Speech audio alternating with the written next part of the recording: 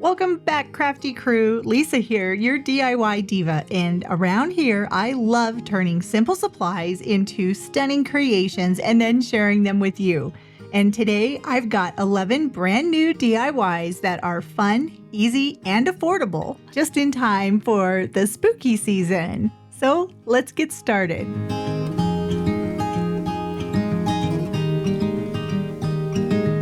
For the first craft, I got this sign at Dollar Tree last year, and it's a pumpkin that has lots of little different pieces. So this is cut into 5 separate pieces of a pumpkin. And while it's really cute, I decided that I want to take this apart because I want to do something a little bit different. And I removed everything that was holding the sign together. So all of the pieces of twine and all of the staples. I took this piece completely apart. And then I took a Dollar Tree tile and I attached all 5 of the separate pieces of the pumpkin to the Dollar Tree tile using B7000, which is very similar to E6000. And once the glue had time to dry, then I just cut apart all of the separate pieces.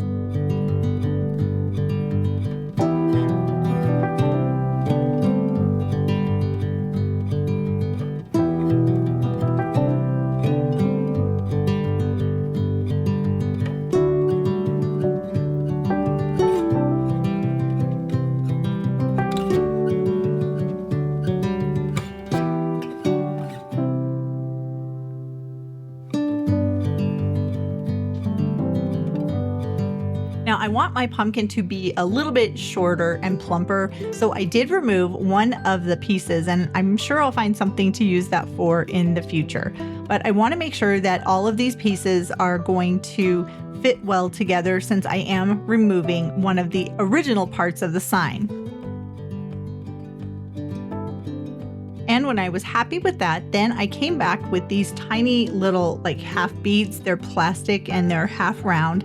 And I used some more B7000 and I secured some of those beads all the way around one section of this pumpkin sign. So only one part is going to have those little beads. And I went all the way around the edges, so the top and both sides as well as the bottom.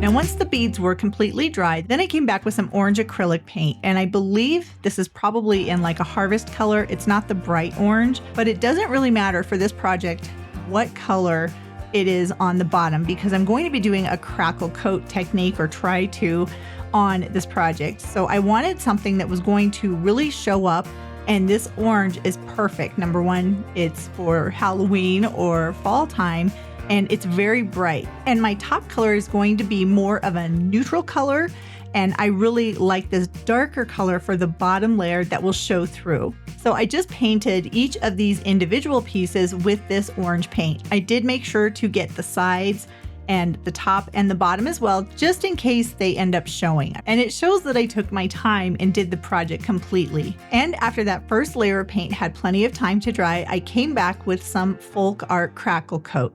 So this is a crackling medium that you can put onto projects, and it's going to give it that crackly appearance. And if you don't have this crackle medium, that's okay. You can get the same look by using school glue. And I even have a video showing you the difference between the crackle coat medium and using the glue. But for this project, since I do have the crackle coat, I'm going to apply a pretty heavy coat of it to each of the pieces of my pumpkin. The heavier of a coat of the crackle coat medium that you put onto your project, the bigger the crackles will be. So I did do a pretty heavy coat of the medium. I have a lot of people tell me that I'm very heavy-handed when it comes to my paints, and yeah, I am, but that works for me. So if you don't want to be heavy-handed with your project, you don't have to be. This is just the way I like to do it, and I really like the results that I get. But that's what's so fun about crafting.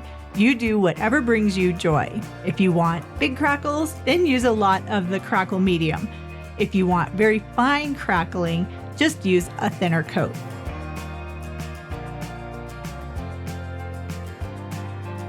Now you can see all of the pieces are dry and they have a shine to them. That is the crackle coat medium that is on the pumpkin. And I was having a little bit of an issue, it appears. It's almost like a puzzle of trying to figure out which piece is going to go where. That looks about right though.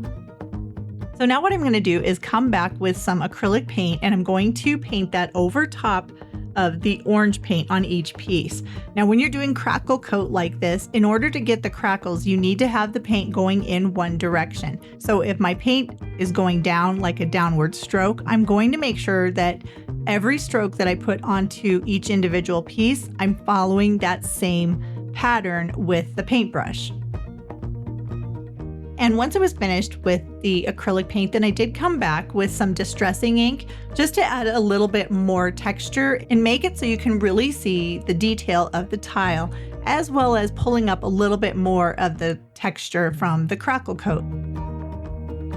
And because I'm going to need to have a way to secure all of these pieces together again, I did use some larger craft sticks and I did the same process with the orange paint, then the crackle paint, then I did a little bit of the distressing.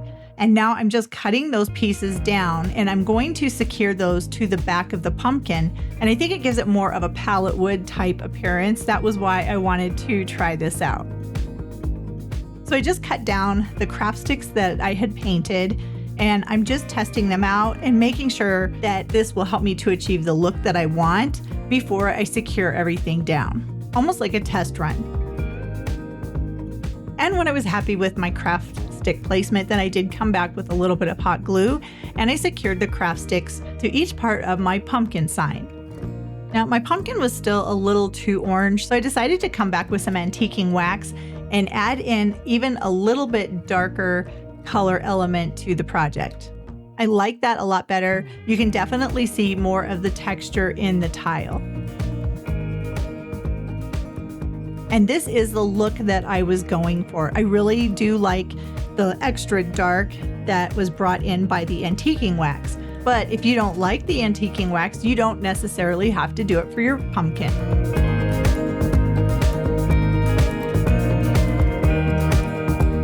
And on the top of my pumpkin for the stem, I did use jute twine and wrapped that around the top so the pumpkin stem has a different texture to it as well. Next, I came back with some random ribbons that I had and I made a bow to put on the upper corner of my pumpkin. I was really hoping that I had some of that polka dot pattern in more of a tan color. I didn't, so I just used the gray ribbon that I had. And I did do the bow in little separate pieces. So the tails I glued on separately, as well as the parts of the bow. I also added in a little bit of raffia and a little bit of extra texture to give it a little more texture. And once I got done playing around with the bow, this is how my pumpkin sign turned out. I did add a jute hanger to the back, so I would be able to hang this up and use it in my decor this year for my fall decorating.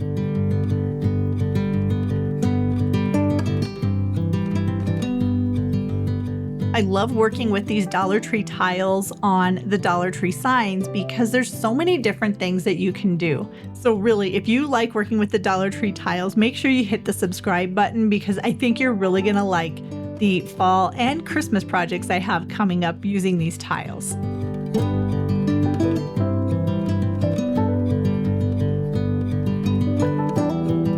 Now, this is a little bit different. This is something that I haven't shown you yet. Have you seen all of the really fun wood cutouts and things like this for the different seasons that they have on Etsy? I have been having so much fun using my laser cutting machine. It's an M1 Ultra. It's a 4-in-1 craft machine. I found a few different stores on Etsy that have great files.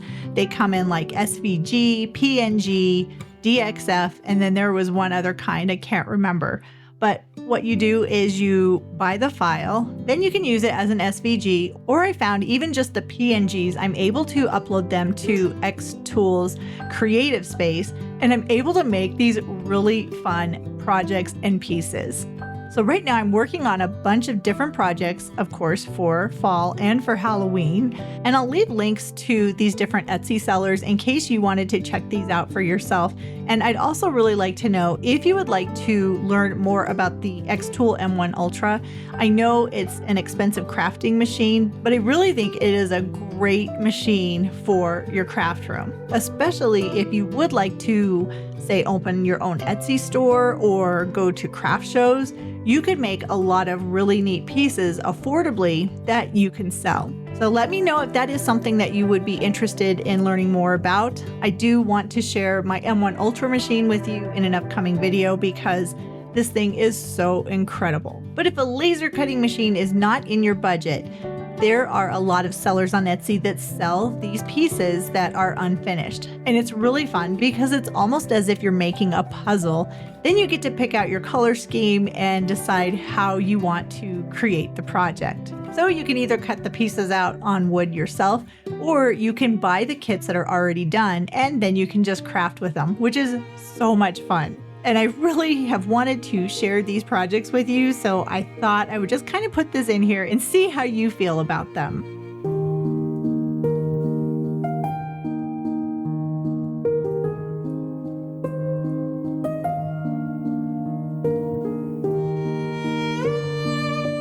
I think that I have shared a lot of how much I love Creative Fabrica. It is so much fun. There are so many different files that you can find.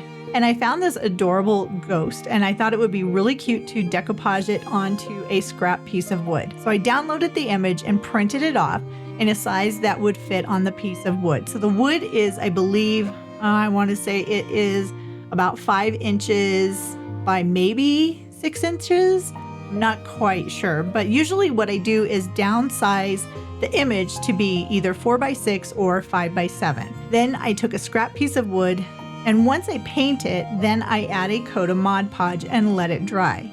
Then I come back with the image and I attach it to the wood using a mini heat press. Doing decoupage this way for me has been really successful, and I don't end up with any wrinkles or any lines in my finished project. And after I've gone over the image for a few minutes with the mini heat press, that activates the Mod Podge. And then once everything is cooled down, I come back with my mini sander and I just sand away any of the excess paper that's hanging off the side of the piece of wood.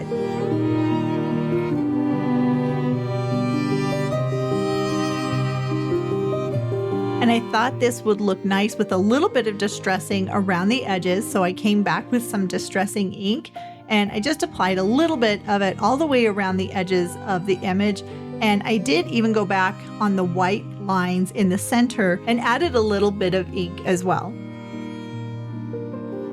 Now, once I was done with that part, then I came back with some ultra high gloss Mod Podge. Now, this is a spray formula, but it gives a really high gloss finish. So my goal is I want to make projects look really high end, and having that high gloss finish really seems to accentuate the image, which makes the colors just really pop out.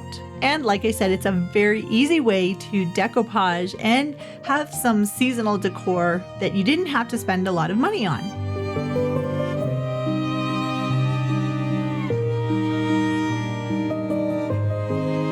Now here are some more images that I got from Creative Fabrica, and I love this little ghost. Oh my gosh, this ghost is so adorable. So I think, well, the chicken is pretty cute too. And then these ghost pictures were cute. This is a cute ghost picture.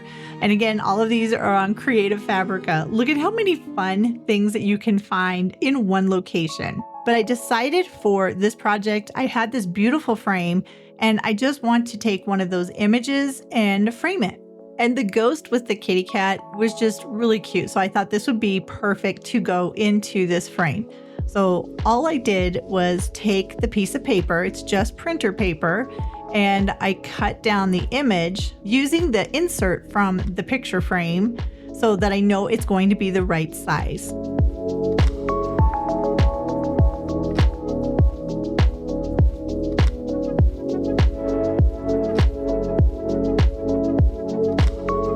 but I wanted to give the image a little bit of extra strength. So I did take a piece of watercolor paper, and believe it or not, I got this watercolor paper at Dollar Tree.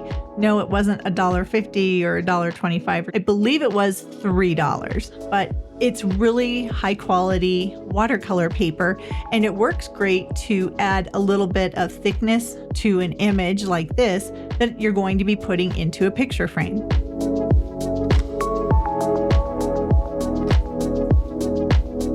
So once I had the picture cut out to the size I wanted it to be, I just put everything back into the frame, and just like that, I created an adorable print for Halloween. Can you see how you can use different things like this in your decorating? I'm pretty happy that Dollar Tree has these canvases. They're actually really nice. And I want to take one of those Creative Fabrica images and I want to put it onto this Dollar Tree canvas. But I don't want the canvas to be white, so I'm going to take some Dixie Belle chalk paint. And this is a black color. I don't know offhand which black it is, but I painted the entire canvas with the black chalk paint.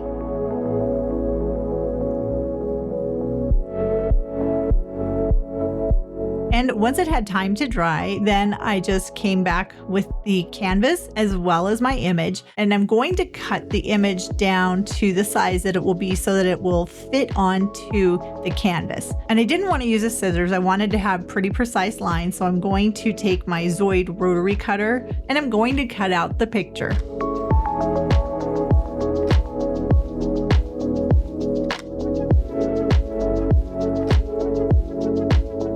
And once I had the image the size that it needs to be for the canvas, I came back with some Mod Podge and I put a decent amount of Mod Podge onto the canvas.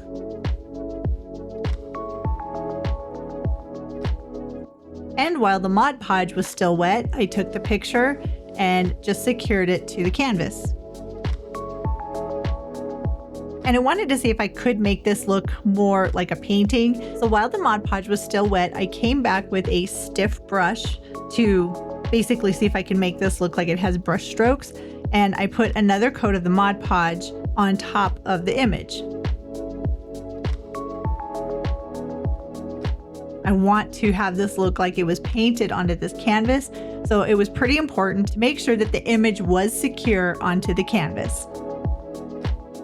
And I liked that ghost so much, I had another scrap piece of wood. So I did my decoupage technique where I put the Mod Podge on and then I used my mini heat press to secure the picture to the scrap piece of wood.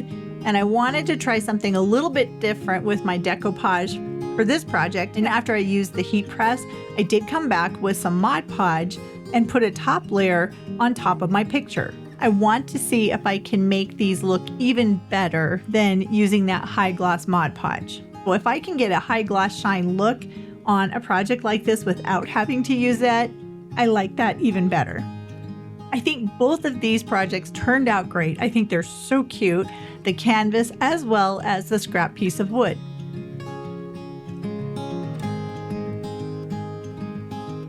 Now remember that little ghosty picture I showed you? I think this is so cute and I want to see if I can get a really high gloss finish on this project. So I'm going to do what I typically do and I'm going to cut down the image to the size that I want it to be roughly for the scrap piece of wood. And using my Cricut paper cutter, this makes it pretty easy. I want to show you there are different ways to cut out just plain printer paper. And you can do so many things with these images. These are a few other images that I got from Creative Fabrica as well. And these are going to be more for fall. But adding little signs like this to your decor is so easy. And that's really what I wanted to show you. You can make all kinds of different signs for every season and add them to your decor without spending very much money. But I am going to focus on the little ghost. So I did put Mod Podge onto the scrap piece of wood and then I used my heat press to secure the image in place.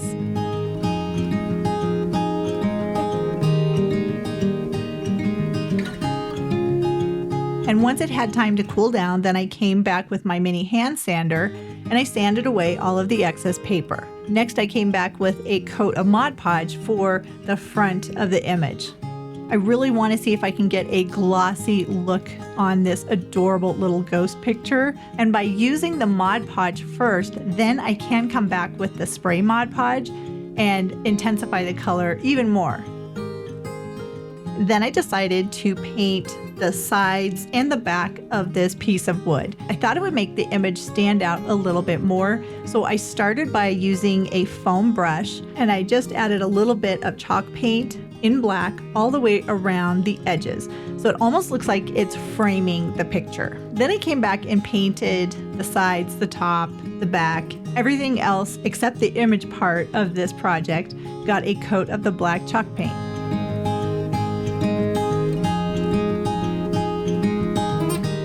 And once everything had dried, I did come back with the high gloss Mod Podge and spray it one more time. I really like how this looks. This is definitely the high gloss, high end finish that I was going for, and I think it turned out great. Isn't this just the most adorable Halloween print to add to your decor? I think so. Now I saw this really cute little ghost sign on Etsy and I wanted to see if I could make something similar. Now it's actually encased in wax and it's adorable. It's so pretty, but I don't really have that much money to spend on special decor items like this. So I'm going to make my own by using a scrap piece of wood and I'm going to paint everything black.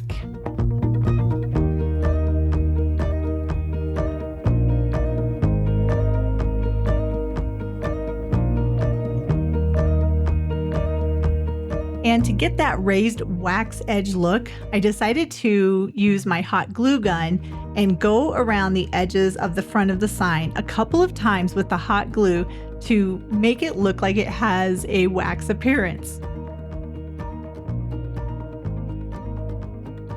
And once the glue had time to cool down, I came back with some black acrylic paint and just painted over the wax part, which is the hot glue, just around the edges of the picture.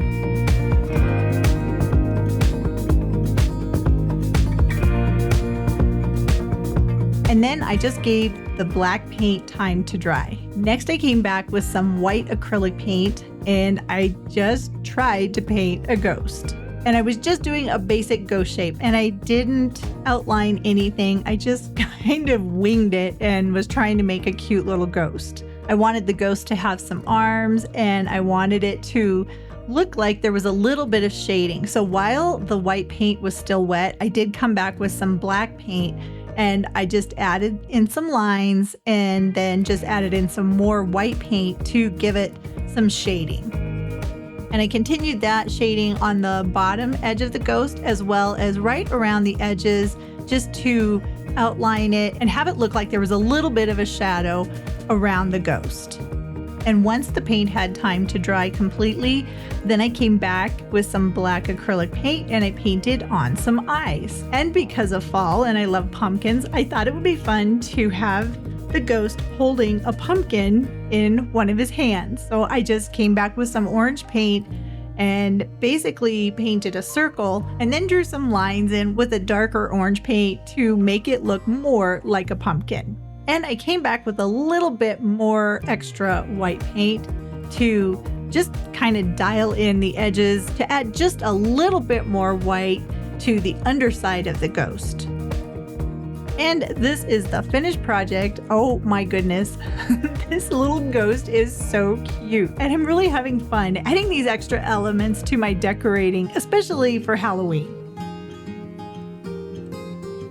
I wanted to show you something super easy that you can do. So I found this pail without the handle at Dollar Tree for $1.25, and I had some fake apples and I thought it would look nice to add to my fall decorations. So I took some Spanish moss and I just put that down into the pot.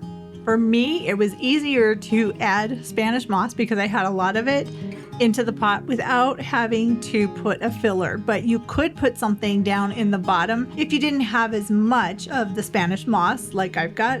I have a huge bag of it, and I found these apples at Hobby Lobby. They're $4.99 for this package, but if you get them when they're on sale, they're definitely worth it.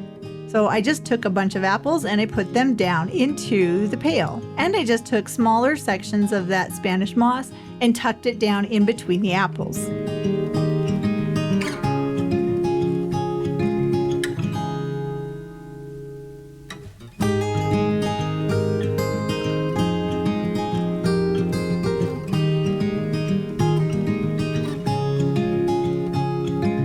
And in about 5 minutes, I was able to make this basket of apples to use in my fall decorating. This is definitely an easy project. No skill is required, just a pail, some Spanish moss, and some apples from Hobby Lobby. Now, I don't remember where I got this little pail. I really like it. It's very rustic looking, but I did decide to add some floral foam to this little pail. So I took some Dollar Tree floral foam and then I used a little bit of hot glue to glue it to the bottom of the pail.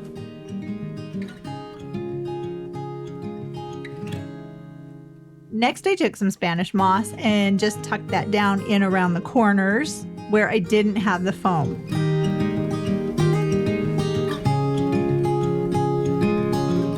And I got these really pretty kind of moody colors for fall flowers on Temu, and I love them. I love the colors. I think my color theme is definitely that of a moody fall type. That seems to be really popular this year, and I guess I'm just jumping on the bandwagon, and I wanted to have a little floral arrangement that I could add to one of my shelves in my dining room because I thought it would look really nice, and I had all of the pieces, so I figured, why not? I just tucked the floral stems down into the foam, and just like that, I've created a very pretty floral arrangement that definitely gives off fall vibes, and I think it looks really great on this shelf. When you're looking at your decor and you have an empty space, it's fun to go into your craft room and find something that you already have that you can make over or turn into something that you can use for your current decorating.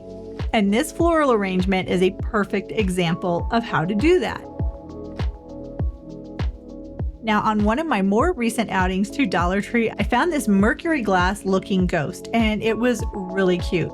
But I don't want to have a mercury glass looking ghost, so I decided to spray paint it.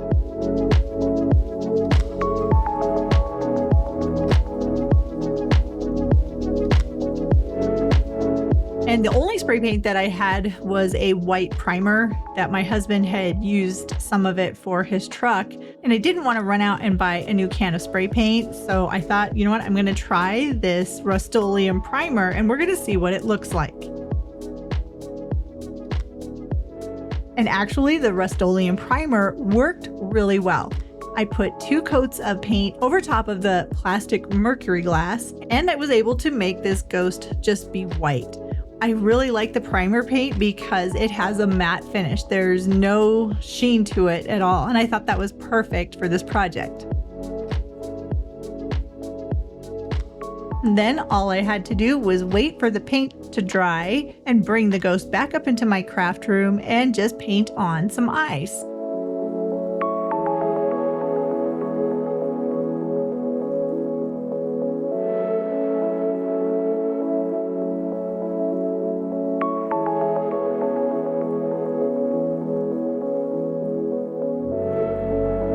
It's definitely a simple project, but sometimes the simple projects are my favorite. How about you? Now, I found these at Target Dollar Spot. They were $5 and they are ghost candle holders.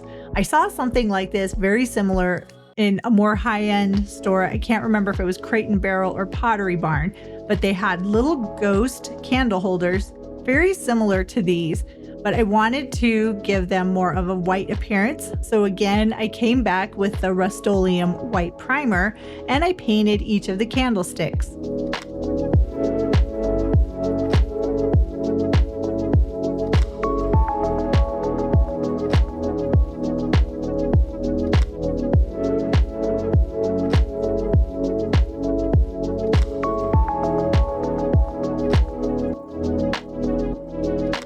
And once the paint had dried, I did put a coat of Mod Podge over top. And it wasn't the high gloss Mod Podge, I just used the regular spray paint Mod Podge. And when that was dry, I brought the candlesticks back into my craft room and painted on some eyes.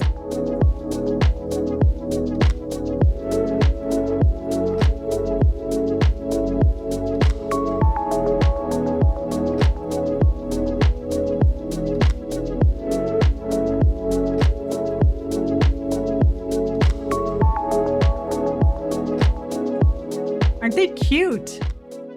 I did want to add some black candles to my candlesticks, but I didn't have any and I didn't want to go out and buy new candles. I did have these LED emergency candles from Dollar Tree. They come in a pack of 2, and I thought I would try to paint these with acrylic paint to see if I could make them look like black candles. So I very carefully took some black acrylic paint and painted just the candle portion of the candle.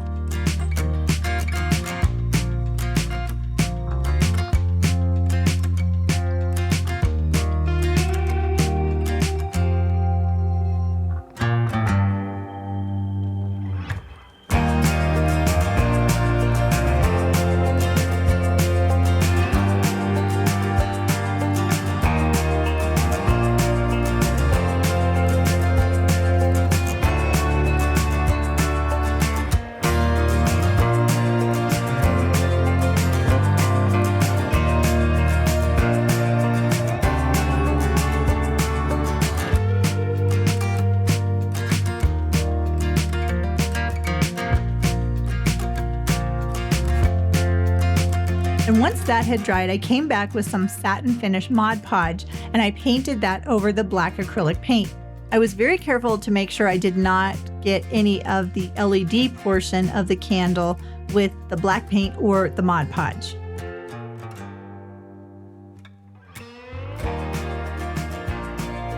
But my goal was to make these Dollar Tree emergency candles look like they were real black candles. And the Mod Podge over top of the paint really did the trick. I think these are so pretty. These candles now look like they are really black candles. They look like they're wax. And I think they look great in the ghost candlesticks.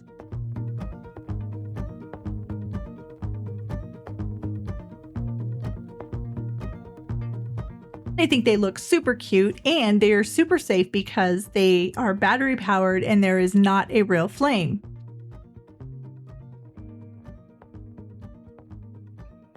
Oh my gosh, I cannot believe that we have reached the end of the video. I had so much fun making these crafts and sharing them with you.